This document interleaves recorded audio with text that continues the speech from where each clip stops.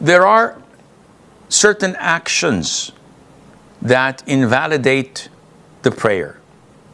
So if you learn them and master them, you don't need to ask, Sheikh, I did this, I did that. Would that invalidate my prayer? If you master these, alhamdulillah.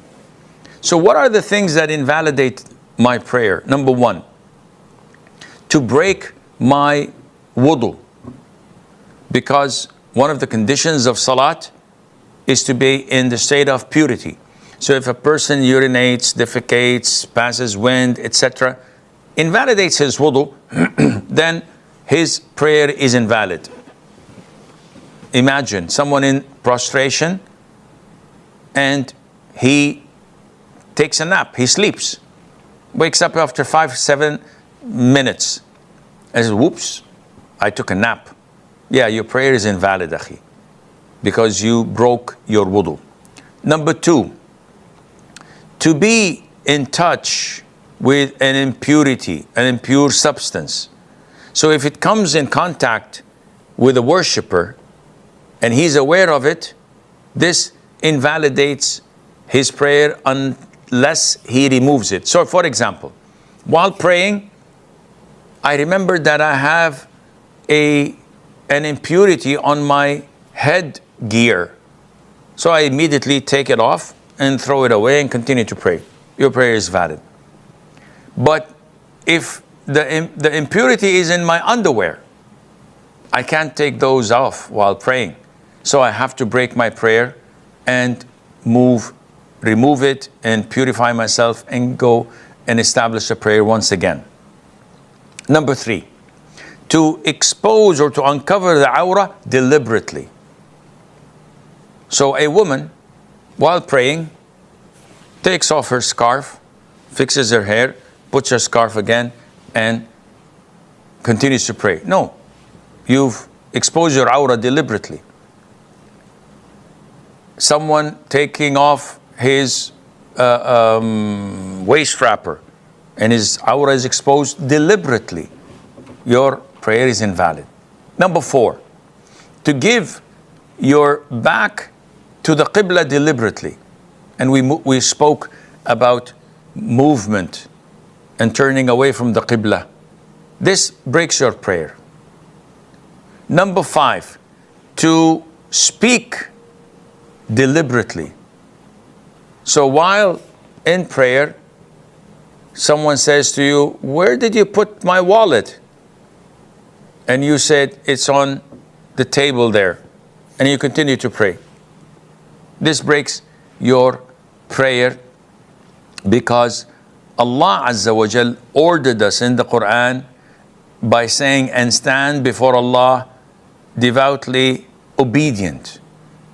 And this ayah was revealed at a time when the companions used to communicate during prayer. So while in prayer, one would ask the one next to him, so what happened yesterday? So are you coming to lunch today? That was normal until this ayah was revealed. The companions say, so we were ordered to be silent and not to speak while in prayer. Number six, to laugh out loudly. So if someone laughs out loudly during prayer, the consensus of scholars that this invalidates his prayer. Number seven, among the things that invalidate a person's prayer, whether a man or a woman, is for a woman to pass in front of the worshipper, or a dog or a black dog would walk between the prostration spot and the standing position of an individual. The Prophet said, alayhi salam, when one of you stands to pray, he will be screened if he has something in front of him that is like the back of a saddle. If he does not have something in front of him that is like the back of a saddle, which means that is this height, then his prayer will be interrupted. If a donkey, a woman, or a black dog passes in front of him. And this hadith was narrated by Imam Muslim. Now, I know that many people would say, whoa, you're resembling women to dogs and donkeys? I said, no, I'm not. This is the hadith of the Prophet ﷺ. And this is part of worshiping Allah without asking for justification or a legitimate reason. We comply without arguing. And this invalidates the prayer of a man praying or even a woman. So if a sister passes in front of her mom or her sister, between her prostration position and standing position, this invalidates her prayer. Number 8, to abandon one of the pillars, to omit an essential part or condition or obligatory part of the prayer deliberately without any excuse. And we spoke about this before when we talked about the pillars and the obligatory actions. Number 9, to eat or drink deliberately. Ibn al-Mundhir reported the consensus of scholars that whoever drinks or eats during his fard prayer deliberately and intentionally, that his prayer is invalid and he has to repeat that all over again. Number 10, deliberately adding a pillar or putting a pillar in the position of another pillar. So someone adding a 5th rak'ah in dhuhr deliberately, or prostrating before doing ruku' deliberately. This invalidates the prayer. Number 11, canceling the intention. And this has to have the firm intention to leave the prayer, not an intrusive thought that comes to your head while praying saying, oh, I think I'm going to leave prayer to do this and that. It's an intrusive thought. No, we're talking about a sincere, firm intention to leave the prayer and to break it. This invalidates the prayer. Now, when we talked about laughing, that breaks a prayer, laughing, as scholars divide it into categories or levels. Level 1 is just to smile. So someone is praying and then he does this. This does not invalidate his prayer. Laughing out loud, this breaks the prayer without any doubt. Especially that type of laughing where you have these loud voices, because this shows that you're playing around with the salat and this defies the purpose of salat. So someone says, ha ha ha, makes a sound. Number 4, laughing that is in between.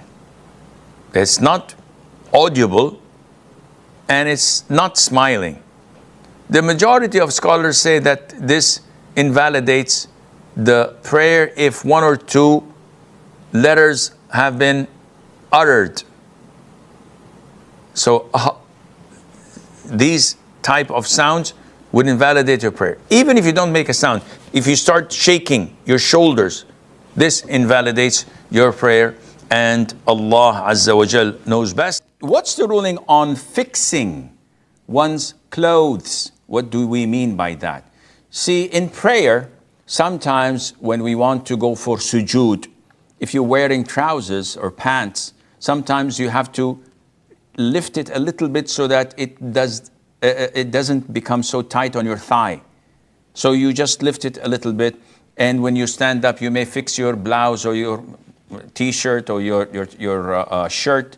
Sometimes we fix our head gear when we stand up or before going to ruku' and do this. So this movement is not plenty or a lot, yet it is movement. So would it impact the prayer? The answer is no. As long as there is a need for it, there's no problem in that.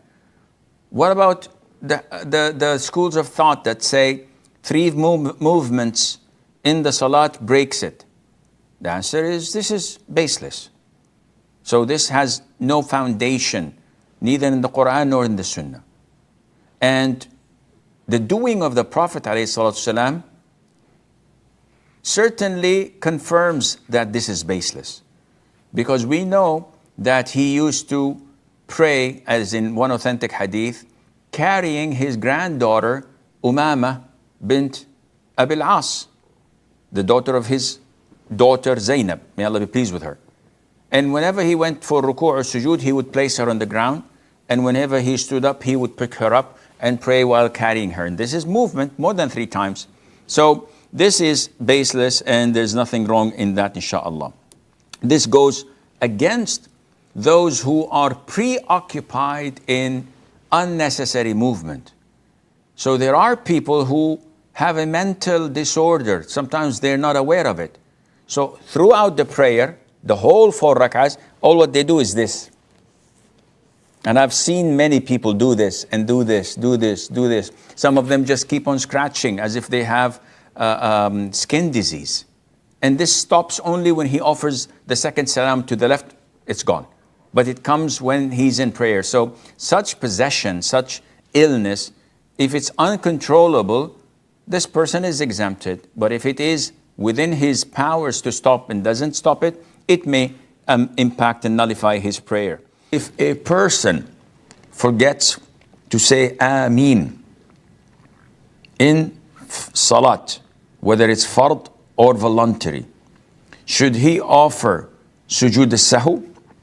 The answer is, Sujood al-Sahu is when you forget something that is a pillar or mandatory. Saying Ameen is neither. So if I intentionally said غير المغضوب عليهم ولا الضالين قل هو الله أحد الله الصمد, I did not say Ameen intentionally. I've done something wrong and inappropriate because it's against the Sunnah. But does it impact my prayer? Do I have to offer Sujood al-Sahw for that? The answer is no. What's the ruling on suppressing the urge to pass wind during Salah? Is my Salah valid if I succeed in suppressing it, or do I have to make a new wudu and pray again? Wudu is nullified if the things that we were told in the Qur'an and the Sunnah exist, such as defecating, urinating, passing of wind, sleeping, deep sleep, or eating camel's meat. So if a person feels the movement inside of his stomach and has the urge to pass wind, but he doesn't, he suppresses it, whether before Salat or during Salat. In this case, his wudu is intact.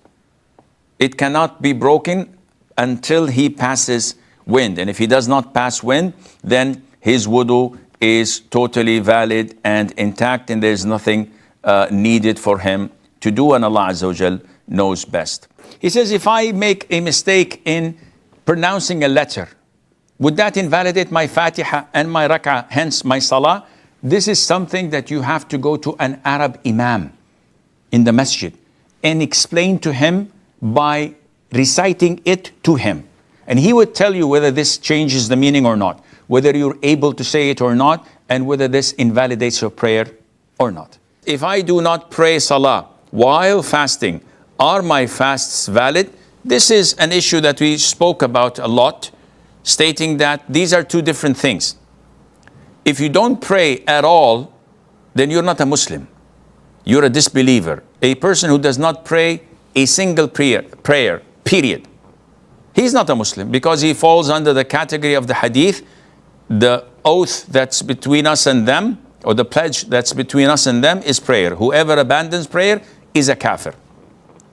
But if a person prays on and off, we do not come to him and say, Akhi, don't fast. No, keep on fasting, hoping that he would continue to do that afterwards, and Allah knows best.